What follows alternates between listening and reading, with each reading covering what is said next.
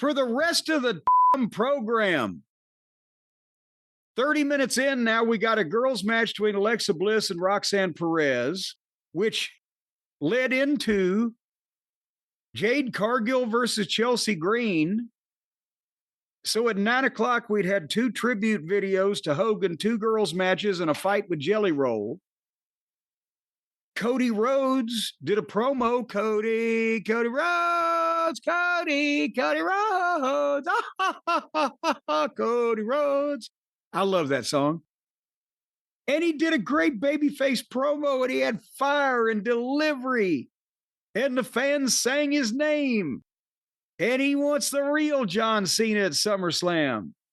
Not this guy that's ready to leave and et cetera, et cetera. He wants him at his best. See, here's another guy who wants him at his best. I want the fucking guy I'm going to fight to crawl in like a goddamn paraplegic.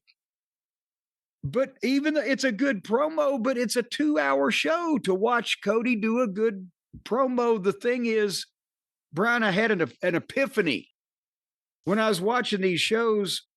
Remember the wrestling that that was easy to watch, that was 1 hour a week, and not only for the fans, it was easy to digest, but for the boys, we knew we had 2 to 3 minutes on a fucking promo to get over and make a fucking point, sell some tickets. And even if we had a goddamn main event match, you got 8 to 10 minutes maybe with entrances to get out there and have this match and get the thing done. And it was faster paced. It was more a sense of urgency. It was goddamn more exciting to watch. Am I crazy?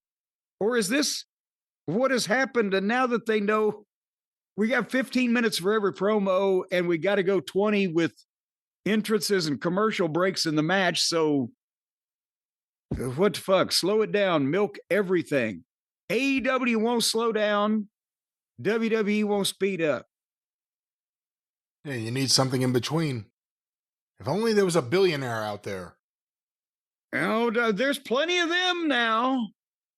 Unfortunately, they're too busy trying to take over the world. Well, what am I saying? Trying to keep control of the world. But nevertheless, Miz was competitive with Jacob Fatu for a while before he got beat. And then Taller Tonga came in with the rest of the bunch, and they just beat the shit out of Jacob. And I mean, the Taller hit him with the clothesline while Solo was sitting there with the chair over his head. They had to go over and take the chair off Solo's head that Jacob had put there. But they clotheslined him and chokeslammed him and spiked him. And truthfully and honestly, none of that was really as good as it sounds. Because I'm thinking this is the new Solo bloodline group of Tongas, whatever the fuck, is sort of like they've just done that because they used to have the Samoan group that was over. And now it's kind of guys. I think Jacob would stand out more if he wasn't dealing with them.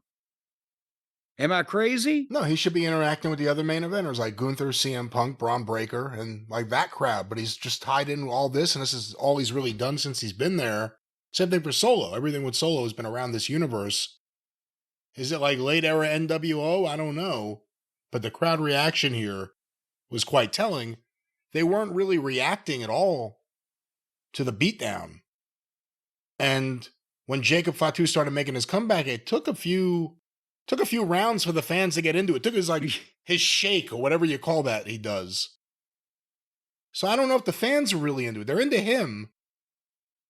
But you got to get him away from all of this sooner rather than later. Yeah. And Tala Tonga, I guess he's almost 7 feet tall. I don't know. It's like he's not really that imposing. I'm telling you, his head is way too small. He needs a bigger head. He does not have a giant's head. He's got a normal little peanut head up there on that fucking big tall body. Do you think Giant Silva could have gone further? Looks like a little softball. Do you think Giant Silva could have gone further?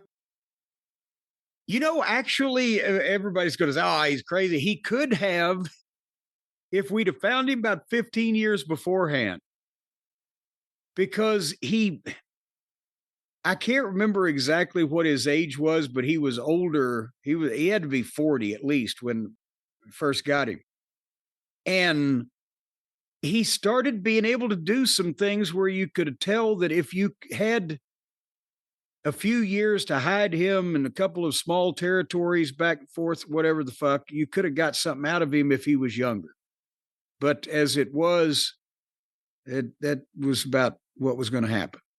Well, the whole his presentation and the whole oddities thing didn't help anything. You could have stolen a couple of shows out of him before anybody even figured it out, but not the way that they presented him. Again, I never thought about it before. I didn't know too much about his background in Brazil. He was born July 21st, 1963, 62 years old now. So yeah, he was already in his 30s. There you go. Well, okay, 62 to 1990. What was that? 7? Yeah, he was 35 years old, and I mean, and that size.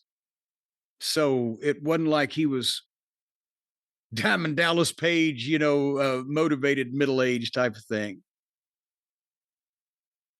But old Taller needs a bigger head, I'm just telling you. And then the main event on SmackDown was Andrade and Rey Fenix against the Wyatts, and I tuned out.